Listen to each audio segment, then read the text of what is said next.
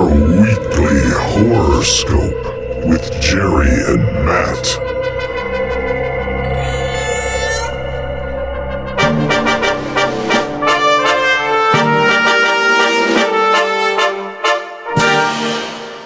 Hey, good evening, horror fans. Welcome to another edition of the Weekly Horoscope. I'm your host, Jerry, here with my partner, Matt.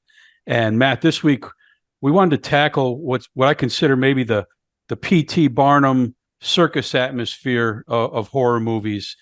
And over its history, we've seen a lot of titles that are catchy and grabby, and they want to grab your attention. So we're calling this episode the Tantalizing and Titillating Terrific Terror titles, as kind of an homage to these over-the-top titles that they use to try to catch your attention. Yeah, and I still can't pronounce that the name of the episode. It's a tongue twister in itself. It is a tongue twister. Yeah. Mostly it seemed to me in my research on this that movies with these types of titles are generally or almost always in the B movie category. Oftentimes they're not good movies. You get a lot of stuff that's really, really low grade, and it's just done to try to grab an audience. And I started walking through, some examples that I saw throughout horror history, and was going to just talk about some of those if you would indulge me here a few minutes. Yeah, absolutely. I think that oftentimes a lot of these movies are just kind of like comedy spoofs of horror, almost paying homage to horror, like the ridiculousness of it, and like they're just kind of having fun with the genre. I don't think a lot of these movies take themselves serious at all. They're very self-aware of how ridiculous they are, and I think that's kind of where the name, like the goofy names, come from. So to me, a lot of these movies are just like comedy spoofs of just ridiculous extreme realities. Like the plots don't make any sense whatsoever. Like when you're reading out the plot to someone, you're like, this is insane. Like, yeah, that's the whole point. And I think that's kind of the fun of it, because oftentimes, even in serious horror movies, the plots are somewhat insane anyways. Like people getting possessed by a demon and then doing some other thing, and it's all kind of ridiculous within itself. Sure. No, that's absolutely true. My list, I have I think some pure examples of what you're talking about. I think I have some others in here that tried to play it straight, but maybe didn't succeed, and some that probably straddle the line a little bit for both of those. The first one I came up with was The Incredibly Strange Creatures Who Stopped Living and Became Mixed Up Zombies. A title that doesn't fit on the marquee very well, and this is a 1964 movie. And it's I can't say I've seen it, but I read a lot about it, and it's really a slow, dragged out, not much happens horror movie that is propped up with this, tantalizing title that's supposed to grab your attention, but it's really not much of a movie. Yeah, a lot of those titles I think were the pitches, and they didn't know what to name them, so they just went with the pitch. One of my notes was, I think more creativity was put into some of the titles than into any other facet of the movie, including script writing, acting, any of those things. The title was the highlight. I got The Torture Chamber of Dr. Sadism from 1969. Pretty much the entire Herschel Gordon Lewis biography of films are all crazy titles. The Godfather of Gore. Then you get there was a lot of like these famous people versus these groups types of movies, like Jesse James versus Dracula's Daughters, and those kinds of things that are meant to appeal to Western fans and horror fans, and it's just kind of a mishmash. Yeah, I always enjoy these kinds of movies. They're just kind of ridiculous to me, and I think that's kind of the fun part. And I always wonder when I'm watching these, like, what is the average length it took to film these types of movies? Like, some of these movies seem like they were filmed in 4 days. Well, one of the movies we're going to talk about tonight, I have an interesting note about that very topic that we'll talk about. I think you're dead on. Yeah, you can see these budgets are minuscule. They probably borrowed a camera. You got the historically bad movies of Ed Wood and the weird movies of John Waters. Movies like Werewolves on Wheels from 1971. just, ridiculous concept, bikers and werewolves. Children Shouldn't Play with Dead Things, 1972, is an example. A movie that I sought out, and it did its job because the title hooked me in. And when I was a teenager, I sought this movie out so hard, and I looked everywhere to find this. Blood-Sucking Freaks from 1976, and it's such a disappointing movie. It's everything's in the title. Yeah, some of these movies you watch through your fingers, you're just kind of like, ugh. And I know you embrace the fun nature and the ridiculousness of it, some of it, and I get all that, and I enjoy a good, a Bubba Hotep, or even My Name Is Bruce, and Tucker and Dale versus Evil. I can certainly embrace the ridiculousness. Some of these goes a little far for me, and I shake my head. I watch it from, I grew up watching a lot of Mystery Science Theater 3000, and they always find that it's a TV show where they find the worst movies possible and they just make fun of them. And so as a child, I used to watch a lot of that. And so I don't mind looking at these movies and finding the humor and how stupid they are. Yeah. Because that's kind of entertains me, Yeah, you look at like Ed Wood. Ed Wood's movies were horribly put together. They made no sense. The editing was terrible. Day became night. You could see strings on the UFOs, and it was not intentional. The boomstick kind of comes down a little bit and then comes back up. So I always wonder, how intentional are some of these? I know some are, but I would consider a really dark movie like I Spit on Your Grave. To me, that's a title that's doesn't necessarily, it's just brought to garner attention, I think. Attack of the Killer Tomatoes. Yeah, Killer Clowns from Outer Space. Killer Clowns from Outer Space. Hell Comes to Frogtown. Yeah, that's a good one. And, one of the best from the 80s is Hollywood Chainsaw Hookers. I haven't seen that one yet. Gunnar Hansen, who apparently has in his contract he can only star in movies that contain chainsaw in the title, which probably limited his career. Maybe by his guns. He could have been in On Golden Pond, but he couldn't get him to put chainsaw in the title, so they had to move on and get Henry Fonda. Frankenhooker, is another title. I wonder how many of these directors for a lot of these films started in the adult film industry and transitioned into these types of movies. Wait, that's a great point, because I notice a lot of these movies, a lot of them are centered around showing naked women, which is kind of a staple in the horror industry. I don't really draw, when I look at a horror movie, I look at something like Hereditary, and it's like, they don't need any of that. It's just a great horror movie full of scares and creepiness. You look at, and I wanted your opinion on this. I think this movie, and this is possibly the greatest horror movie ever made, falls in this category. Texas Chainsaw Massacre. I remember it was playing the drive-ins when I was maybe 9 years old, and just reading the marquee, I was enthralled. Like, I was like, wow, what a title. That might be the most successful example of all time in my mind. I as far as like the low budget and being successful. Well, and having a hook of a title that is designed just to garner that attention, maybe. Yeah, that one's that's an enigma. I think that movie's an enigma, because I don't think there's anything funny about that movie. No, not at all. So I don't think they were trying to, like, there's like a lot of these movies that we're talking about, they're funny, they're spoofy, they're goofy, they're ridiculous. Whereas Texas Chainsaw Massacre is gritty, grimy, slimy, and crunchy, and they're not trying to make anybody laugh at any point. I don't remember ever laughing watching that movie. No, if you laugh watching that movie, there's something wrong with you. Something else is going on. Yeah. I mean, maybe at Leatherface's Dawn Chainsaw Dance, but other than that, it's as serious as you can be. In the sunset. Yeah, but that's also to show his lunacy too, right? So I mean, that movie. I saw that movie when I saw that movie as a kid. My jaw hit the floor, and I looked at it. And I was like, "That really happened." I bought into that whole this really happened. Now you find out later on it's all based off of stories and stuff like that. But yeah, that movie was it's an outlier, and it's an enigma to me. Yeah. Yeah. And then modern, you get like movies like the Sharknado franchise that are, Yep. clearly revel in their ridiculousness, and they They they came do out and exactly said what you talk about. Yep, they came out and said, "Listen, we're making it bad on purpose. It's just going to be, we're just having fun. We're just going to make a ridiculous movie," and it worked. And they made money.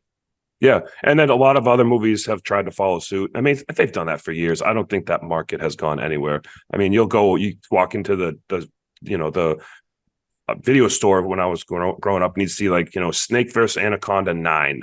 Yeah. Like they made 9 of them. I think Yeah. there's just always been a market for that style of B movie. Shark octopus, Yeah. just total lunacy. But Going back to Godzilla, right? You go back to the 50s, it's just they've always had that giant creature ridiculous.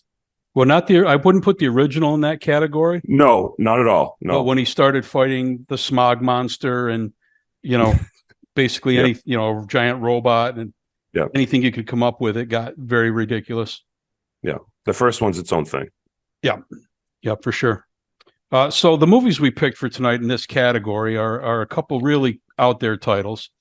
And we're going to start with Sorority Babes and the Slime Ball Bowl-o-Rama, a movie from 1988 directed by David Ducatu. And this movie, I must admit, I had never seen this movie prior. It didn't appeal to me. It didn't, ring out as something I wanted to see. Yeah, I was never really into like that exploitation style. This movie is a little bit different than I expected, honestly. Me too, 100%. We start with 3 nerdy guys at home, and they decide they're going to go watch a sorority initiation at midnight. It's almost like a Revenge of the Nerd style right away. You're like, oh, it's college dorm, they're dorks, Yeah, very much so.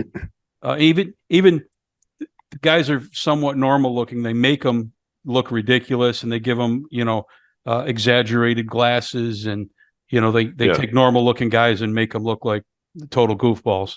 Yeah, it's a classic 80s movie where all the college kids look like they're in their 30s. Yep, absolutely.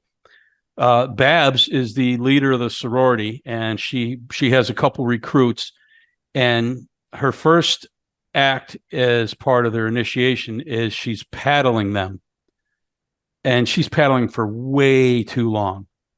Yeah, it just goes like on and on, and the guys are watching, and they sneak into the house, and they're watching the whole thing, and it's just like a ridiculous amount of paddling. Yeah.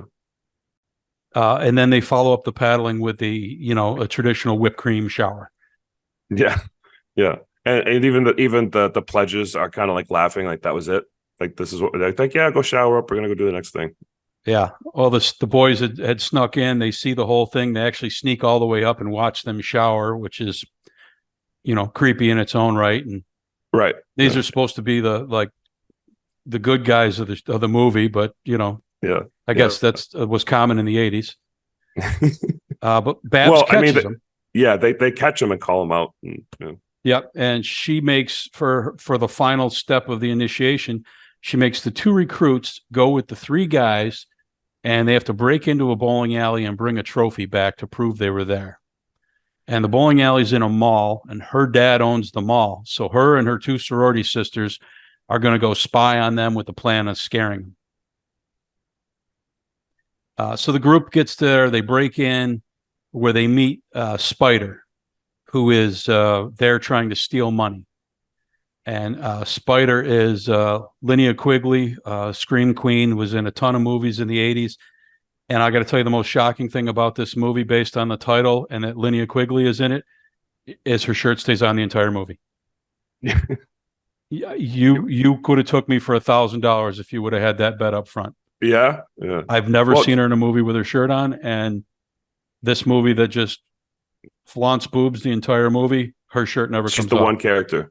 Yeah. So I was blown away by that, but and she has a funny role because she plays like the classic 80s like skater punk, like get lost nerd. Like that whole character. It's actually she's the tough girl. She's the one that can fight and all those things. Yeah, she's got a switchblade. I mean, she doesn't really, but like that's the attitude. Yeah. So they grab a trophy and they drop it, and it releases an imp who grants wishes, and speaks jive. And yes, and he looks like Triumph, the insult comic dog. made out of rubber. It's exactly what it looks like. Yeah, And he kind of talks like it in that jivey comedian smart ass voice. Yeah, I couldn't believe it when he first spoke. I couldn't help but laugh at how stupid it was. Yes, agree. I was like, didn't know they're really anything about leaning into this. So he offers them wishes, and the first guy gets a pile of gold. Another guy gets one of the women. He wants one of the women they were spying on to want him. Yeah. And then suddenly she's in lingerie and like has her arms around him. Yeah, she's like, "Come on, let's go." And I was like, what about her wish? Yeah, she didn't get a wish. The girl Taffy, she wishes to become queen of the prom, and she suddenly is in a ball dress and dancing around. An odd wish considering you're in college now, and that's over with. Yeah.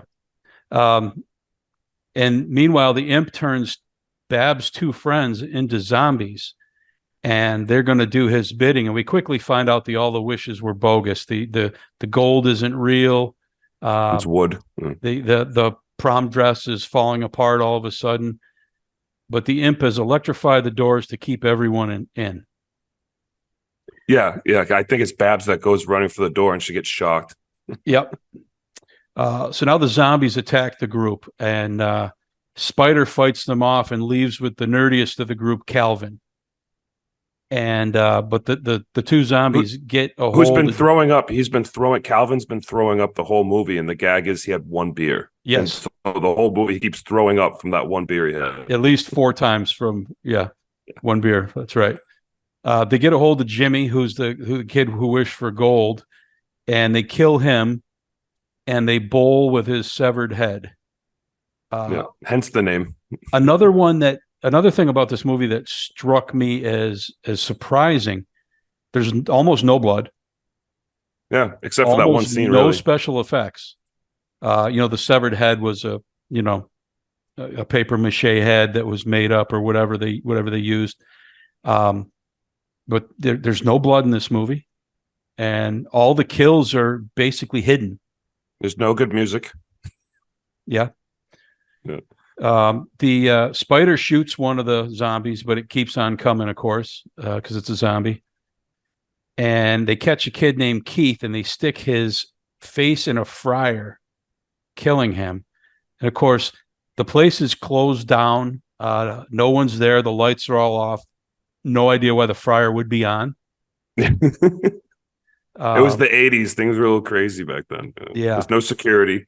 And then the two zombies catch the girl named Taffy, which I thought this was a little bit funny. They are pulling at her from either end, and the obvious, they're doing a taffy pull. And they pull her until she's in 2 pieces. But again, they don't show her ripping in half. They don't show any blood or anything. You come to the scene and you can see half of her on this side of the room and half her on this side of the room. And it's almost like a magician trick rather than special effects. Yeah, the budget must have been extremely low for this movie because, there's very minimal effects. So Babs is fighting one of the zombies, and she's behind the bowling lanes, and she throws it out into the alley, which gives Spider the opportunity to bowl a ball down the lane into the zombie's head, seemingly killing it, which doesn't make sense that a gun would kill it, but a ball wouldn't kill it, but a bowling ball does. Yeah. And Babs is kind of taunting the imp, like, ha ha. And the imp just turns Babs into a zombie to take the other one's place. Yeah. He has that ability where he can just make them to have him do his demonic bidding. Yes. Spider and Calvin find a funny janitor who can't hear anything. He repeats everything they say back to them wrong, which does make for a couple comedic bits that are pretty funny. There are a couple chuckles in there when he's trying to explain the story, and Spider is like saying stuff, and he's like interpreting it as something else. Yeah, there was a couple chuckles in there. I was laughing. Yeah, I was like, all right, this is just a comedy. It's a little funny. Yeah. And he's locked in the closet, by the way, and there's no reason why. Like, why can't he just open the door? Yeah. But he does tell them about the story of the imp and how it needs to be trapped to make it go away. At this point, Bab she finds Lisa, who was the woman whose wish was to be with the guy, and she's just been in lingerie or naked ever since, just The whole waiting for the time. guy to come back. Yeah. So Babs kills the naked Lisa. Which is weird because how come the other wishes turned out to be like Exactly. one was gold, one was the dress wasn't real. So like why didn't she like come out of that phase? I don't know. Yeah, that wish stuck for some reason. Just basically so that Lisa could spend in half the movie naked, is my Yeah, interpretation. yeah. Uh, I figured she would have tried to kill him or something. You know what I mean? Just like try right, to like yeah. But exactly. Yeah, missed opportunity there. Spider and Calvin find a gas can and they make a Molotov cocktail out of it. And then Spider and Babs start fighting. And Calvin throws the bottle at Babs and ignites her. And this is by far the best effect of the movie, because she is fully engulfed in flames, staggering around, and it kills her. this is like the second or third movie we've seen a Molotov made in a mall. Yeah, yeah. I got next time I go to the mall, I'm gonna have to look where would I make a Molotov if needed. So the last zombie kills the janitor and is chasing Spider and Calvin. But Spider takes the axe away from it and chops its head off. And Calvin goes out to get the car. She had a knife in her hand before, and then she had an axe. Yeah. Well, she took the axe from the zombie. I don't know where the zombie got the axe, but yeah, convenient that weapons just show up wherever you need them. Yeah. So Calvin goes to get in the car, and the zombie that we thought was dead in the alley is in the back seat and attacks him, causing the car to flip over and crash, which was, for the budget, was actually one of the better effects, that they roll the car over. So I thought that was a really good trick too, and also the imp says, monster in the backseat, oldest trick in the book. yeah, yeah, And I was like, again, the movie's at least self-aware of how ridiculous it is. definitely. While this is going on, the imp is watching, and Spider manages to catch him in a can, and then she pulls Calvin from the wreck and tells him that she is taking him home with her. She doesn't like him when they first meet. He's the biggest nerd of the group, but they end up becoming kind of a tandem, fighting through this whole process. And, she kind of likes him now, so she's going to take him home. Yeah. And she kind of took a liking to him from the beginning. You could tell, like she's like robbing the place. And he's like, do you want some money? I got like $5. And she's like, what? No, I'm robbing this place. I don't want your money too. I'm not robbing you. And he's like, oh, okay, I'm just trying to help out. Oh yeah. And then later he pulls out, he whips out, and he has $1. He goes, $1. Yeah. Tries to I give can her lend you $1. $1. and then later they're being mean to him. And they're like, and she kind of sticks up for him. He's like, hey, lay off him. Like he can tell right away. Like that's like, oh, okay, she's going to take to him at some point. Yeah. This movie is it's different than what I expected. I actually thought there would be blood and gore, even though I expected cheap effects, I expected some. I thought it was going to be a little hardcore. Yeah. There was plenty of nudity, if that's what you're looking for in a movie. But and a little bit of humor. Other than that, there's really not much to recommend this movie on. It's kind of I guess if you want just a silly goofball movie from the 80s, this would fit the bill. But I find it more goofy than horror, to be honest. I think I felt like it was just more of a comedy. It was obviously in the horror realm, but like to me, it was like a cheesy Revenge of the Nerds style movie, just real cheesy laughs, They call it a horror comedy, but I agree with you. There's very little instances more of a horror. comedy. Yeah. The horror, I guess, is the concept, and then the execution is very much in the comedy vein. But there's probably more horror in the Scary Movie franchise. Yeah, true. Very true. Well, speaking of horror comedies that are more comedies, our second movie in our lineup this week is The Cannibal Women in the Avocado Jungle of Death, from 1989, directed by J.F. Lawton. And you made a good point earlier about these people get into these movies. Maybe they came from adult films or whatnot. It seems you look at a lot of these movies, and I think they're not using the real names as directors. Right. Which makes you wonder if that's not the case, or they're too embarrassed to put the real name on it. I don't know. Yeah, I don't know. I think maybe they had yeah, they used their pen names when they were in like the adult film industry, which I could understand that, right? But yeah, I think they might use different names and then like kind of switch genres and then use the real name or something. Yeah, who knows?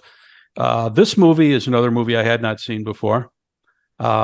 But the title certainly rings of the ridiculous nature that we're talking about.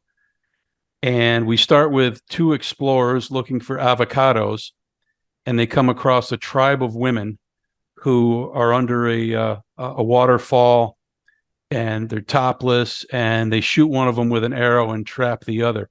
And the first scene makes you think that this is going to be similar to the sorority babes, and that it's just a bunch of topless women running around. Yeah. And that is actually the only nudity in the entire movie, which Yeah. was fine. It was somewhat refreshing that they did this without using that as a cheap cop out. But this is really a comedy. Yeah, it's 100%. Bill Maher's in it. He's one of the main characters. And Yeah. when I saw that, I was like, whoa, really? So once I saw that, I was like, oh, okay. And not only that, but when you first watch the movie, you think they're in the Amazon. And we come to find out they're just in California. Yes. The uncharted and unexplored jungles of California, as the government shows on a map. Yeah. The government shows up to recruit Dr. Margot Hart, who is a professor of feminist studies. It was And they Shannon want- Tweed, who was Yeah. in Playboy. Yeah. Yep. Again, you get the impression this is going to be, one of those movies, and it's just not. And No. to its credit, I think. It's Porky's. it's just silly. It's ridiculous comedy. Yeah, they want her to track the piranha women and convince them to move to condos in Malibu, so they'll help alleviate the avocado shortage. Because every time they send men in to pick avocados, they kill them and they eat them. Right. So again, we have a horror premise in a not horror movie. Yeah. This whole movie just everything from the name to the premise to the whole thing is just a comedy. Absolutely. She brings with her airhead student Bunny, and then she goes into a bar to hire a guide. Yeah. And she does these crazy interviews with, there's like a Rambo character, there's a ninja. And then there's like the wrestler guy that like bends the bar, and it's like they're auditioning, and it's like a Naked Gun in a 33rd movie. Like they appear out of nowhere. Yeah. And then she tells them where they're going to the piranha women, and they all say, forget it. All the tough guys bail. And she ends up hiring Jim, who's an Indiana Jones wannabe, Bill Maher, as you mentioned, who's a male chauvinist and who had a one-night stand with her years prior. Yeah, but if you asked him, they were in love and they knew each other, and he has like a whole poem about it. And she's just like, but Dr. Margot, she's just like, we had a one-night stand. Like it's just the whole thing. Yeah, the whole thing is just set up for. And it's funny because while he's talking, this is like a joke throughout the movie. I noticed he knows Bunny's name. He's like, she's like, tell her, Bunny. Like at no point was he introduced to her.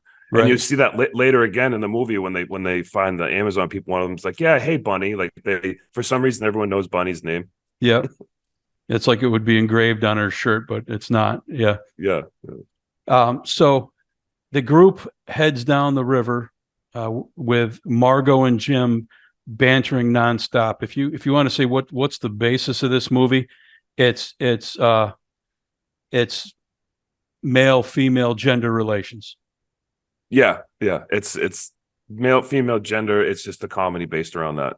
And she's at one end of the spectrum, he's at the other end of the spectrum, and they banter nonstop about it, but they're working together at the same time.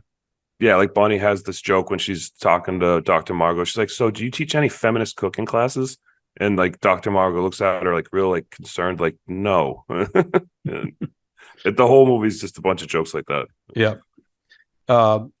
They actually going down the river, they meet a tribe of very unmanly men, which disturbs Jim to no end.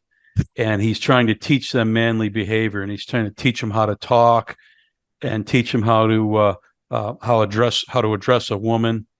And this was a little weird because after his lessons, the group of men then try to assault Bunny, and it's like, teaching you to be manly creates you into assaulting women. Yeah. Which I guess And that's is what, a but that was point on the other point. side for sure. Right. But yeah, again, it's Yeah. comedy. So That's the whole point. It's like she's like saying like, wow, so like you teach them your ways, like they're on the boat. She's like, you teach them your ways, and the first thing they want to do is assault someone. Like yeah, they kind of make that joke the joke, yeah, So yeah. absolutely. Yeah, certainly extreme example for sure. Yeah. So they leave that group and they continue on, and the Piranha women find them, and they're going to bring them to Dr. Kurtz, who was a colleague of Margot's and who has become their empress. And this is Adrienne Barbeau, the legendary actress. And as I mentioned earlier about a point about budgets, they could afford Adrienne Barbeau for one day. And I found myself thinking, this is 1989. She was not exactly at the peak of her career where she was in demand, but they could only afford her rate for one day. So she shot 17 pages of dialogue in that single day. Wow. Which speaks to, she's in half the movie, and Yeah, they shot her scenes in one day. That must have been like a 15-hour, 17-hour day or something like that. Yeah. But then Which talking probably about was the because budgets, some of the scenes were during the day and then some of the scenes with her at night. So they probably shot all through day and night. yeah, probably so. Yeah. So they plan on eating Jim, because that's what they do, is they find men and they eat them. A handsome captive named Jean-Pierre serves Margot some meat, and apparently it's cooked man. And the women try to get her to join their group. And Bunny volunteers to join for the very profound reason of she wants to get one of their cute outfits. And they tell her she must sacrifice Jim, and she's okay, that's fine. Like she has no problem with it whatsoever. Yeah. He's mid-sentence saying she would never do that. And then she's like, oh, okay, I'll do it. Yeah, there's no problem. Do I get one of those cute outfits? Sure, I'm in. Yeah.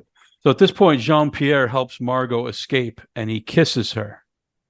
And on her escape, she encounters the Barracuda women, who are at war with the Piranha women. And their war is based on which condiment goes best with cooked men. Yeah. Which Just is an clam dip or avocado dip. Yeah. Yeah. Right. One is guacamole and one is crab dip. Yeah. That's the two sides of the war.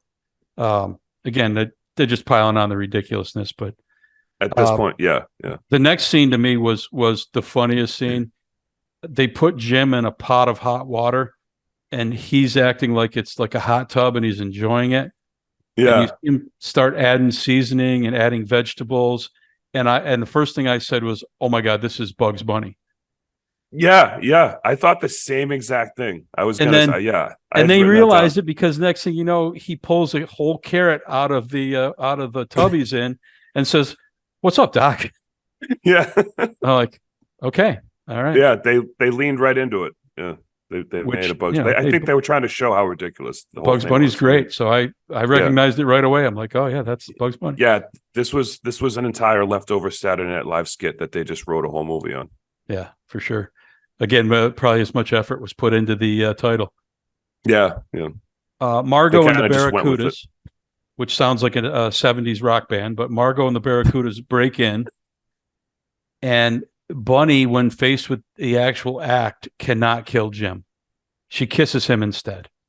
She really doesn't want to hurt anybody, so she blows the whole thing up. She's not going to kill him. At this point, Margot challenges Dr. Kurtz to a fight for leadership of the group. And this is the most awful, actionless, unexciting fight that's ever been put to film. They're barely moving. It's a contender for one of the worst fights. They take two fencing swords and they basically just scratch them back and forth against each other. I don't even know if those were real fencing swords. I don't know. It's the worst fight I've ever seen. Yeah. Along with some of the worst dialogue that was done with it. Like nothing about that scene was good. Yeah.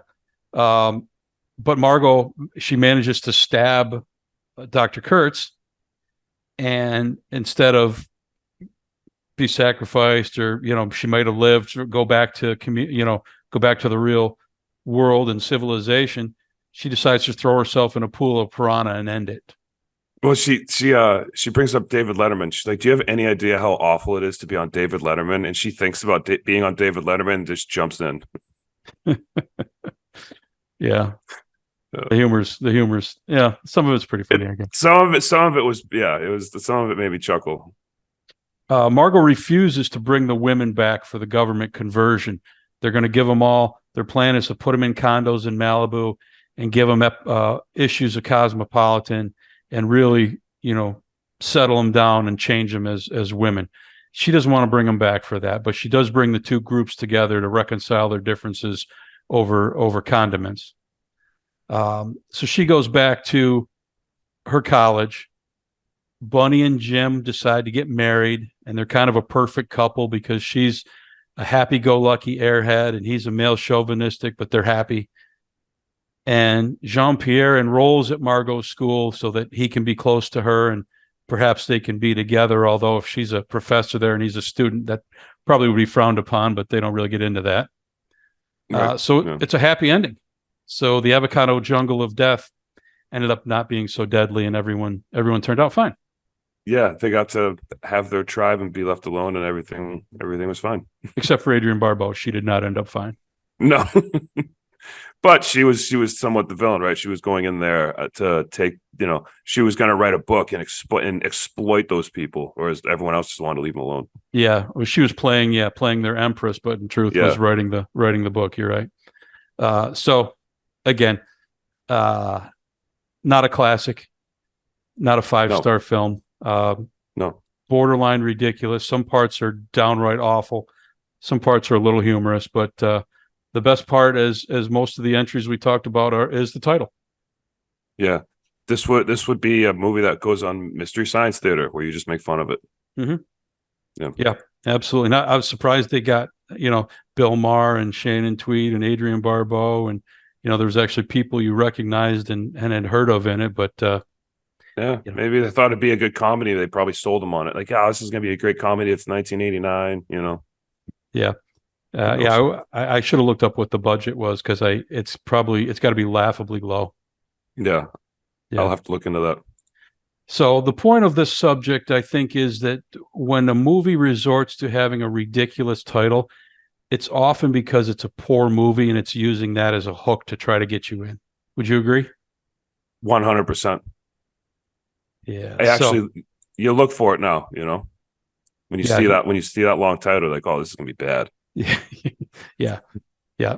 I think these movies are the equivalent of, to me, are like the freak show part of the circus, where they have these fantastic names and headings and titles and these drawings and paintings outside that they really want to suck you in. But when you go into the freak show tent, it's never as good as you expect. Yeah. These kind of the metaphorical equivalent of that to me, these movies like we're talking about. I often wonder if maybe sometimes there's a group of creative people and they might have this really fun idea for a movie, and they really do have a good idea. Like, listen, we know it's going to be ridiculous, but if we can have fun with this, it'll just be a fun movie. And no one wants to get on board, and they get practically no funding, and they're just left with the super low budget, bad version of a good idea. I think you can often have a good idea and it's just executed very poorly because you don't have the right budget and you don't have the right means to see your vision through. I've always wondered, if you took a movie like this and just gave it millions of dollars, like what could they have done?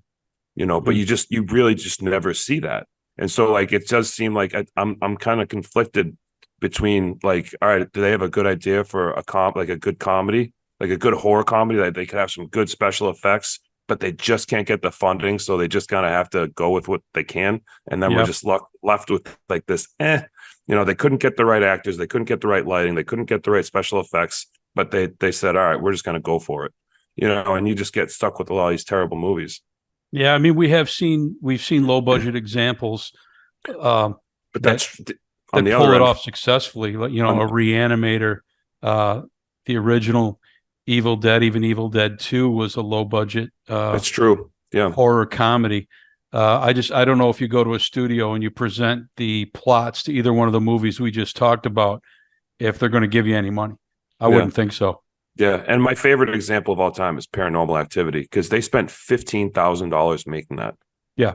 And it ended up making, now it got picked up by Lionsgate or something like that, and ended up making like $192 million after it was picked up. But I mean, that's one of my favorite examples of like, you can make a movie on a credit card. Absolutely. Like you can pull off some really cool stuff, Blair so Witch that- Project is another example another of one, the 90s. Yep. and to me, it's the story. Maybe I'm being too much of a purist here. And again, I have no issue with these goofy, outrageous movies. One thing I expect in a low budget horror comedy is buckets of blood. Yeah. And then regardless of how it's executed, come on, like, to do it, just try to make it happen. Yeah. Make it ridiculous, tongue in cheek, over the top. Buckets. Brain Yeah, Dead, the early Peter Jackson film before he was famous. Yeah. Ridiculous, but buckets of blood. Yeah. And nobody would call that a cinematic masterpiece, but they knew what they were doing. Yeah. It's fun. Yeah. I agree. I mean, that's another good point, that's probably closer to the truth. It's like, maybe these are just terrible ideas for people that are just like, there's not much that's going to happen from Jump Street with some of these movies. They were just kind of doomed from the beginning. The only thing you can say, like, you look at the era Sorority Babes came out, was, you would expect that to be a slasher. I thought it was. I thought this was going to be a movie with a lot of killing. Like, I was like, okay, like, it's going to be cheesy, but there's going to be some death, and it just there wasn't. You throw the imp in there, and that's okay. That's goofy. Now it's silly. Yeah. But then even like they make the girls into zombies. Well, we know from Evil Dead, the first example. You can make really horrific looking zombies or really cool looking zombies without a lot of money. And the only thing they did in that movie with the zombies, as far as the makeup and stuff, is they have the girl, I forget which one it was, it's Taffy or whoever, and she's in the mirror and she's trying to put cream on, like, oh, this is never gonna come off. Yeah. And like, that's the one display you get of the zombie makeup. Their faces are just basically blue. Yeah. And a little bit crunchy. Yeah, that's it. And the one girl's hair suddenly looks like Elsa Lancaster and Bride of Frankenstein for some reason. That's actually one on. I think that was on purpose. Because that's when I saw that. Yeah. I was like, why is the Bride of Frankenstein? I was like, okay, just give it up. Stop, Matt. Give it up. It didn't change the other girl's hair, but No. Yeah. I don't know. So a bomb is a bomb, I guess, right? So movies with titles like this are going to be kind of what you expect. They're going to be low budget. They're going to be goofy. You're not going to see any cinematic masterpieces, but sometimes you're down for just goofy fun, and that's what you're going to find. Yeah, I mean, I kind of went in there just like, all right, none of this is going to subvert my expectations, but they were different. They were 100% different than I thought. And the Avocado Jungle of Death, that was just a pure comedy. I don't know. It was just goofy. Yeah, I agree with you. Neither. I guess both of them subverted expectations, because neither one was what I thought it was. That's true. Yeah. That didn't mean I loved either one of them, but they weren't what I thought. Yeah, they subverted it in the opposite direction. Yeah. Yeah, in some ways, for sure.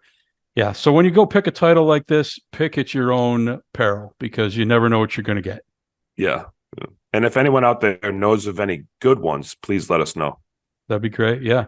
And so that is our episode, Tantalizing, and let's see, I can't even remember the title.